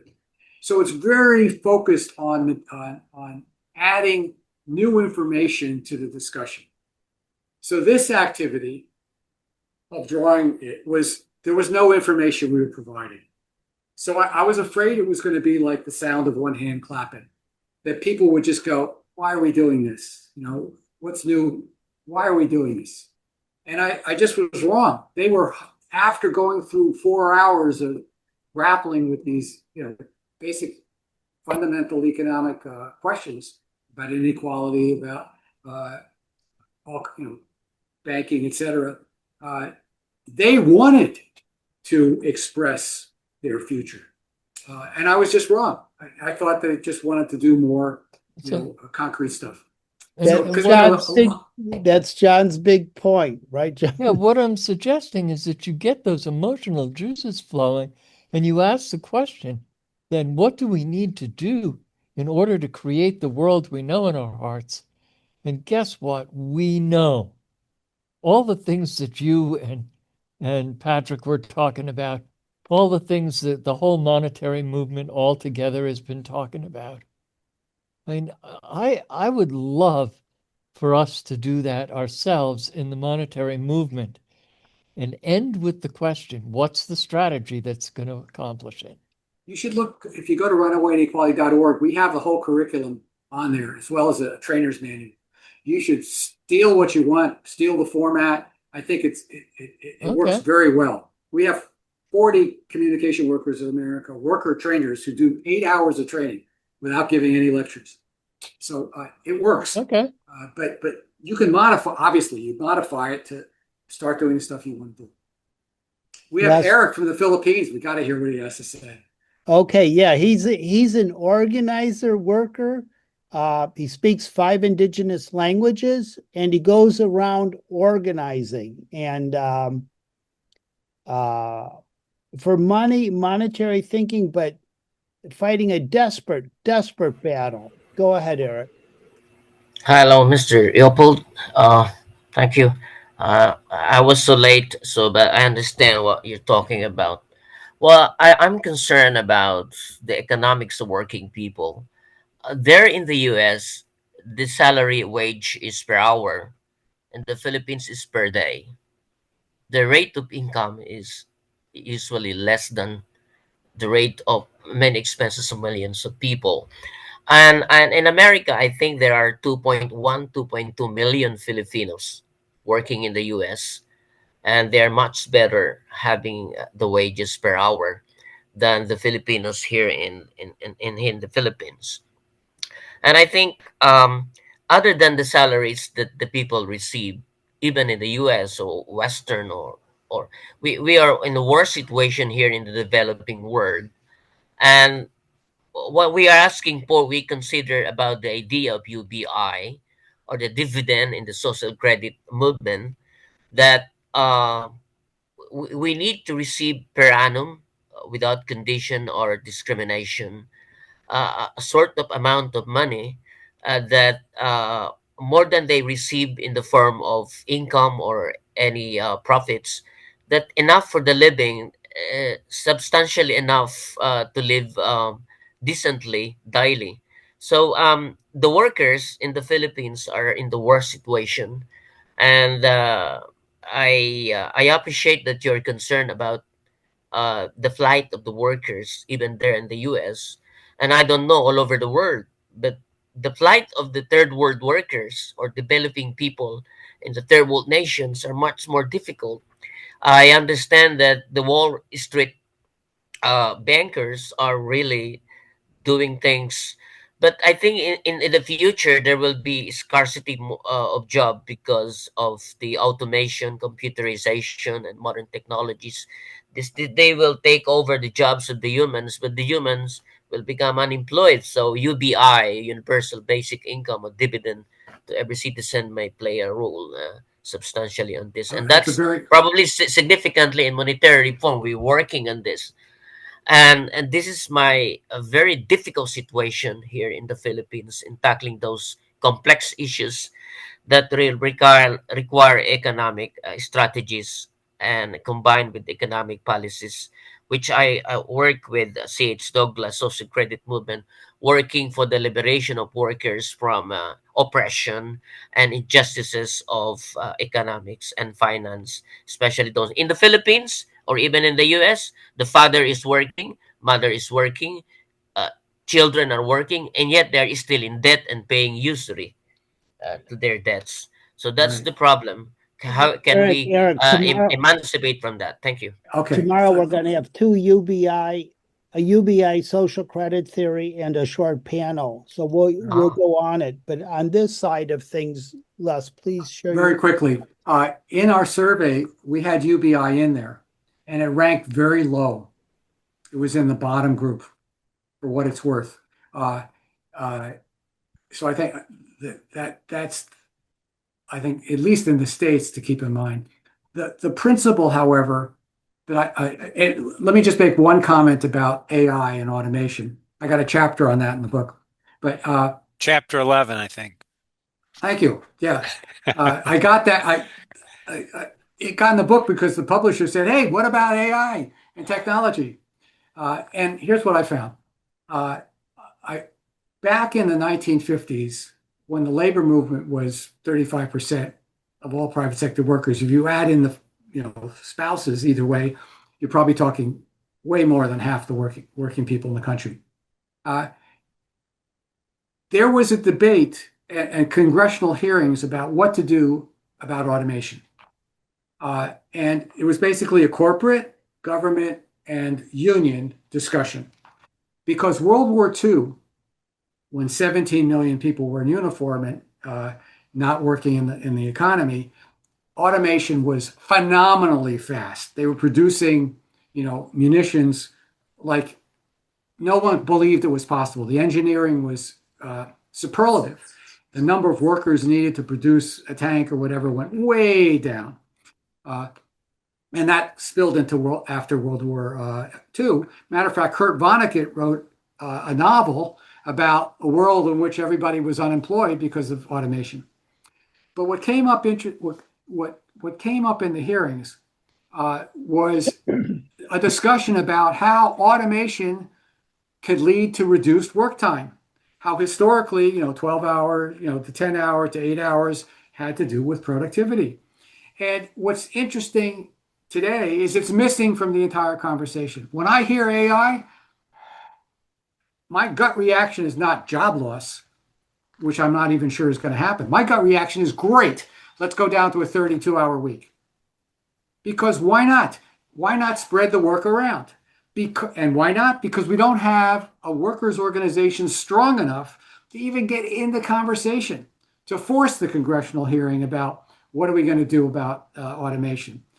It's obvious. You can either lower prices, increase the number of products sold, or you can reduce the amount of work time that people have to do. Why not reduce the work week? What's wrong with that 4-day work week? These are the kinds of things that have to be raised. And if any group in the country is willing to think out the box, it's you guys. I mean, that's what you do. You envision a world that goes way beyond the way this monetary system and banking system currently works. So keep going. Keep saying, hey, it doesn't have to be this way. We don't need to work 40 hours or more. Let's take advantage of AI instead of running scared from it. Also, half the stories about AI, they always talk about trucking. They're going to eliminate all these truck drivers. They haven't figured out yet how to deliver with robots to deliver a refrigerator, up the stairs to your house yet. That's 50% of all trucking has to do with the last mile delivery. So the projection on trucking is it's going to increase by 10% over the next 5 years, not decrease. So I'm a little nervous about blaming technology for everything. Anyway, but the last point I want to make to Eric, which I think is key, if we build a powerful workers' movement, the principle for building it is solidarity. The only way you could hold a work organization together is around solidarity, and that solidarity will extend globally. If we build it in the United States, it will extend, and you will have sympathetic partners in the labor movement here. That's where I'd like to get to. So can I make one challenge to Les? I want you to invite our members to come and teach your runaway inequality course with the idea in mind of why isn't the monetary reform movement doing that? And I'm going to do that. I'm going to try to teach that course. I'm going to go meet Mike, who you mentioned. But I think this organization should be doing that. And then my challenge to you would be, would you be willing to teach a course on how we reform the election system in the Supreme Court? Because there's lawyers working on that who have very good ideas, but they're not anywhere close enough connected to the unions and the organizers as they should be. And so I'd like to see you become more conversant with the election reform so that your ideas can flow into their spaces. Well, first, on the first one that you mentioned, you should definitely talk to Mike Schulte, and he's an expert trainer, and he can work with you, no problem. On the second point is, before I do anything on election reform, Supreme Court stuff, I got to do my political course, which is still, hasn't hit the ground yet. So that one's got to come first. Then I could see. Can you just tell us how that rolls out and how we connect with you on that? Well, I'm going to try to do it online relatively soon. Hopefully the book will be done in a month or two. We're working on the curriculum, which is going to be the appendix of the book. We'll put it online, and we'll start to pilot it wherever we can. It's hard to get in unions directly because they're so afraid to have a conversation about politics. They are petrified that all the Trump people will jump up and wreck the place. So they don't want to ever talk about anything outside the Democratic Party. So we have to do it online. I'll let you know. Thank you. We'll broadcast it. We'll definitely put it on the Substack. We've already gone a half an hour over. Oh my goodness. Okay, I won't charge you this time, but next time I will. So Okay, 5 seconds. You're simply in the open time now, Steve. Yeah. Les, you've officially become an AMI. This is the open session in AMI, and Les Leopold is our wonderful guest. This is like late night hosting. Okay, John, go ahead.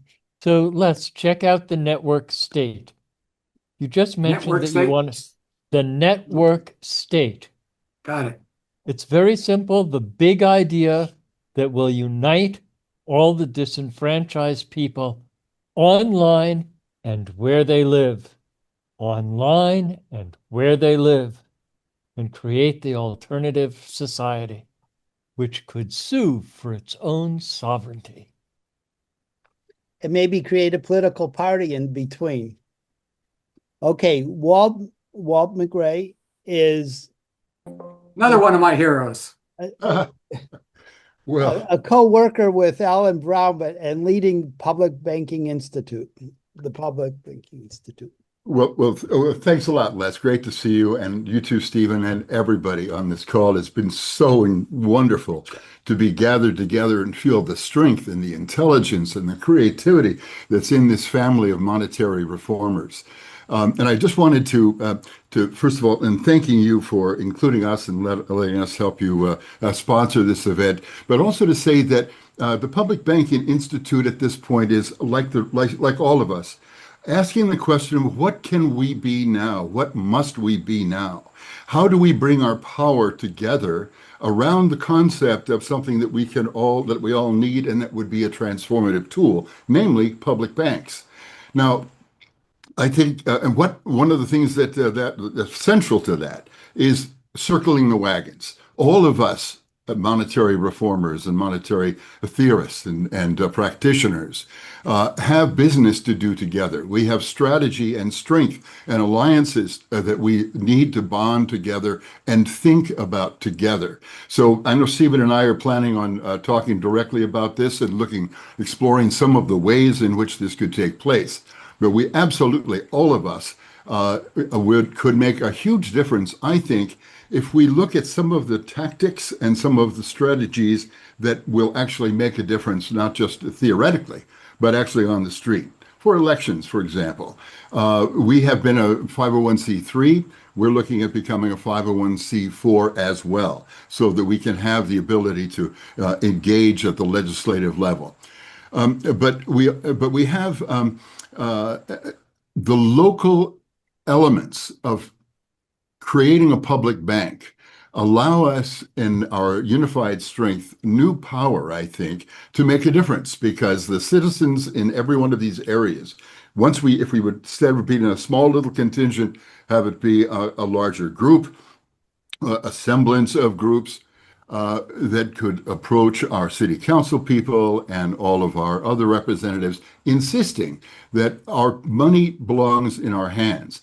I think that opportunity is before us. I think we are at a new point where we can and must strategize together with the power that we have and that we haven't explored just yet. But we're going to get there, and I'm just really excited about it. So congratulations on this wonderful conference. Thank you, and thank you for, I look forward to that. I'm writing some notes for our first talk, Walt, on organizing there. Joe Polito. Thank you. I just wanted to comment on the brilliant observation by Les about reducing the work week. I belong to a group called 32 Hours for Full Employment. We've worked on that since the early 90s. We got, before that, we actually, or at least I actually was on a teacher union and I promoted that approach. We got changes to the leave policies and so forth. People were able to take a full year off. They're able to work half time, and that school board acceptance of that clause got passed on to other school boards, and it went to some insurance companies and some banks, and it kind of spread. And I don't know if there's been that movement in the United States, but it was easy to sell. It did reduce the problem of extra workers when they wanted to lay people off. It did address the vastly increasing participation of women in the workforce, who still want to raise a family, want to spend more time with the family, who are kind of, was a quality of life thing. So it's a great strategy that Les is mentioning, and it also we had environmental people as well, because it was a way of kind of slowing down growth, not productivity, not improving investment and the quality of goods and services, just producing less from that improvement. So it has a lot of advantages to it, and it's easy again to sell to the working community, the labor community, because it affects their lives. There's lots of, and then also a great deal of number of workers are classified as salaried to get around that kind of thing. And there were protections in there as well, so that people could always say, here's the actual number of hours I'm working, it's breaking the law, that kind of thing. So it's a really good policy, and it's a great thing for Les to promote. Comments, thoughts, Les? No, I'm just waiting for Ellen. Okay. Alan, please share with us. Okay, I just wanted to follow up on what Walt said. This has been I was really sorry that I missed the first part of the conference, but I had personal reasons why I couldn't do it, family reasons. Anyway, I agree, public banking is definitely an important solution, but we're not going to make it unless we also have sovereign money. I mean, we've got to. So in other words, I think the AMI approach is also very important, equally important, even just to pay off the federal debt. I mean, we've got to deal with this federal debt somehow, and banking won't do it. I mean, banking is still a form of debt creation, which involves interest anyway. So I just want to say that I think you've done a great job organizing all these speakers from various disciplines, and we need all of them. I mean, we're not going to win unless we have our own party, as Les says, or our own movement where we're all together. I mean, to me, ideally, the whole world would be together. I mean, obviously, cooperation works better than war. War is an insane thing to be pursuing at this level of existence. If we could all cooperate globally, and if the Democrats and Republicans could cooperate, we'd be so much stronger if we could just move ahead on things we all agree on. But we're not going to agree until we understand the issues. So that's why I think it's really important, conferences like this and books like all these speakers write, et cetera, to get information out there so people understand what the issues are. Once you understand the issues, then you can see the solutions. I'm trying to write down for next step. One, issues and pushing forward. Walt mentioned a 501c4. AMI and AFJM has for some years thought about a 501c4, and maybe we could work and grow together on that. And Great idea. Great idea. yeah, so Yeah. One of many that we're going to discover together. okay. Yeah. And the thing that about the public banking thing right now, the urgency is apparent to everyone. We all see things going down the drain, and we're all in the wash. So I'm excited that people are paying attention to their own needs and that they're taking action. And I think this conference has been a great catalyst for that. Well, we got one more day to go, and it'll be more action oriented in terms of we'll be talking about UBI and C.H. Douglas social credit theory, and both of those more in a modern day context. And Joe's idea of that 32-week fits right in with Crocker's presentation. So, and then we'll look at the big picture with David Sipley, and so a lot of good things tomorrow, and we've got a lot of work going forward. We have a lot of different thoughts and ideas coming in. I feel like during the Civil War, there was people coming up with inventions all of the time, but now we're getting to ideas, a lot of ideas coming up. And part of that is PBI coming and AMI and AFJM working together, and us working together with the international movement for monetary reform. So we're all working together and growing together, and we can support public banking everywhere in the world now. So it sounds good. More to do. And getting to Patrick's idea and Les's idea, there's good stuff we can do in the middle grounds for working with labor, learning about the suffering, and reaching the common person and the labor person. And we also have a program, Les, you should know about it. We want to work with farmers and the traditional parity movement, that they get a fair price. And right now, farmers are suffering more than ever, too. But go ahead, Patrick. Well, just a quick question and out of curiosity, Les. I don't know if there's two people I want to mention, and I'm wondering if their ideas align with yours. I have listened and followed Guy Standing, who talks about the rise of the precariat class. He's written 5 books, one of which is Corruption of Capitalism, and one is the rise of precarity. But he has lectured at Davos. He's a trained macroeconomist, but he focuses on labor and job insecurity, and he connects the two and shows that the current way our economy is evolving in the EU and the United States is, and all the OECD countries, we're doomed because it's stagnating wages and growth, and we're turning the majority of the population into a precarious group. I mention him because he seems to wed what you're doing with what we're doing, and I just wanted to see if he was on your radar.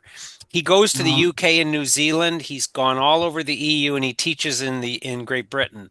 So I wanted to mention Guy Standing because I think he really takes your job precarity idea and puts it at the center, something monetary reformers don't do. But he doesn't miss these larger financial issues, and he seems to have integrated the two.